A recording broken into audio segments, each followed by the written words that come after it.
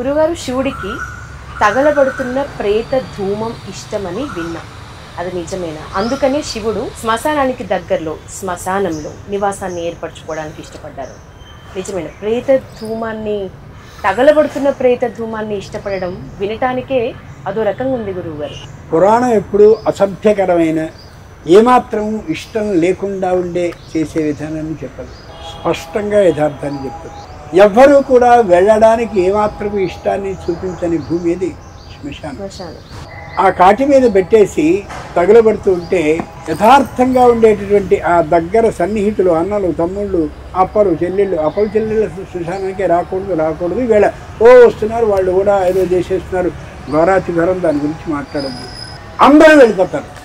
వెళ్ళిపోతే ఆ ప్రేత రూపంలో ఉండేటటువంటి వాడు దుఃఖిస్తూ ఉంటాడు. ఏమని, నా వాళ్ళందరూ వెళ్ళిపోయారా, నన్ను ఒక్కడిని ఒంటరివాణ్ణి చేశారా? మొదటి 30 రోజులు ఆ ప్రేత రూపంలో ఉన్నటువంటి వ్యక్తికి ఆలోచనలు పోవు, ఎవ్వరూ లేకపోయారా?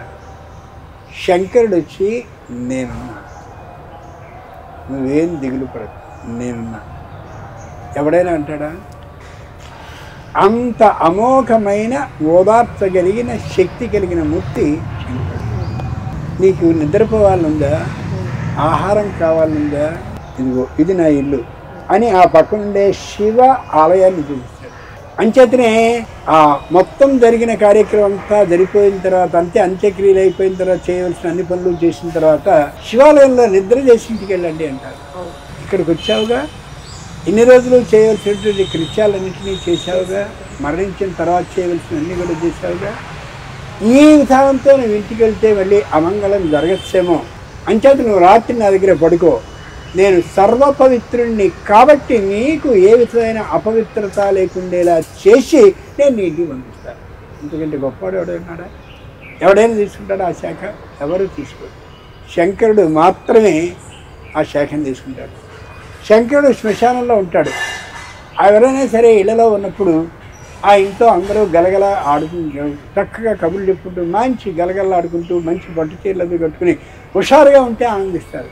శివుని యొక్క శ్మశానం దగ్గరికి వెళితే, ఆయన కార్యస్థలం అయినటువంటి శ్మశానానికి వెళితే ఏడుస్తూ, విపరీతమైన దుఃఖాన్ని అనుభవిస్తూ, ఏ ఒక్కరి ముఖంలోనూ కళ లేకుండా ఏవేవో వస్తువుల్ని దానాలు చేస్తూ, అయ్యో ఇట్లాంటి కష్టం అకస్మాత్తుగా వచ్చింది అని విపరీతంగా గుండెలు బాదుకుంటూ ఏడిచ్చేటటువంటి ఆ విధానాన్ని ఎవడైనా అంగీకరిస్తాడా?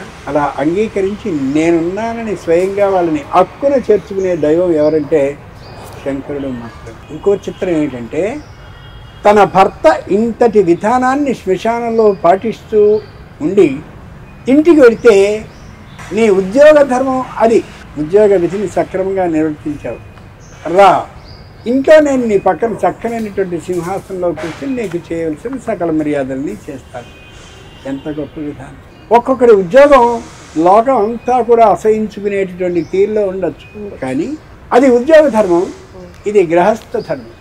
ఇంత నేనున్నా, అటు ఏడిచ్చేవాడికి నేనున్నాని అభయాన్ని ఇస్తున్నాడు, ఇటు కుటుంబంలో ఉండేటటువంటి భార్యకు కూడా నేను వచ్చానని అభయాన్ని ఇస్తున్నాడు. అట్లాంటి చక్కనైనటువంటి విభిన్న వ్యక్తి ధర్మం కలిగినటువంటి వాడు శంకరుడు. ఎంత గొప్ప దైవం! ఏ ప్రేత ధూమం అయితే ఉందో అలా వచ్చేది ధూమం, ఆ ధూమాన్ని ఎవరు పీల్చకూడదు. అంచేతనే ఊరి చివర్లో దాన్ని పెడతారు.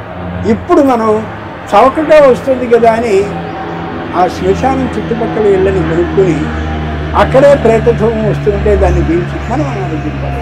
వాడికి తప్పు కాదు, కొనుక్కున్నాం అందుకు.